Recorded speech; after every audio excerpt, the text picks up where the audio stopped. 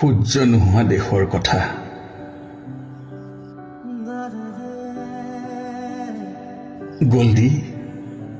গল্ডি শুনিছনে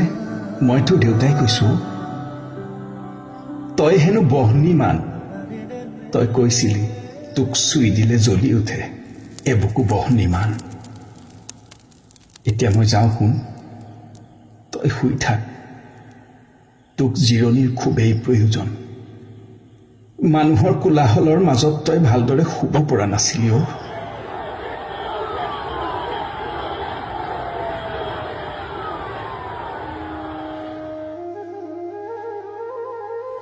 তই কৈছিলি তই গছৰ সন্তান নদীৰ সন্তান প্ৰকৃতিৰ সন্তান ইয়াত চাৰিওফালে তই ভাল পোৱাবোৰকে আছে অ' গছ নদী পাহাৰ সেউজীয়া চৰাই সাপ বান্দৰ মই সঘনে আহিব নোৱাৰিম তোৰ কাষলৈ বুঢ়া হৈ আহিছোঁ তিনিখন চিতাৰ জুই সামৰিছোঁ বুকুৰ মাজত ইমান জুইৰ উত্তাপ সহিব নোৱাৰো শুন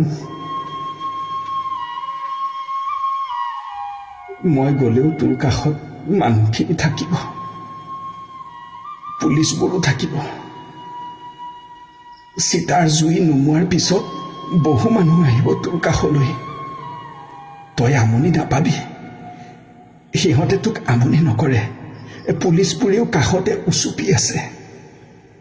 বহুতে কি কৈছে জানো তই নহ'লে অহাবেলি হেনো বিহু নহ'ব সিহঁতক বুজাই কবি বিহু হ'ব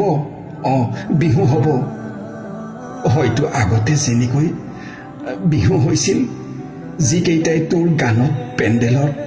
খুটাত বগাইছিল বোকাত লুতুৰি পুতুৰি হৈ নাচিছিল পানী ছটিয়াই নাচিছিল গাড়ীৰ বডিত উঠি জঁপিয়াই নাচিছিল সিহঁতে তোক মনত পেলাই বিহুতলীৰ কোনোবা এটা এন্ধাৰ চুকত মদ খাই চকুলো ঢুকিবও গ'লবি তই সিহঁতক কবি মদ খাই হুলস্থুল কৰিব নালাগে আজিকালি তইও ভাল হলি মোৰ সদায় এটাই ভয় আছিল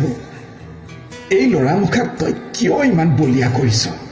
তোৰ কি ইমান শক্তি আছে যে তোৰ এটা চিঞৰত সিহঁতে লুই তক উজাই ববলৈ বাধ্য কৰিব পাৰে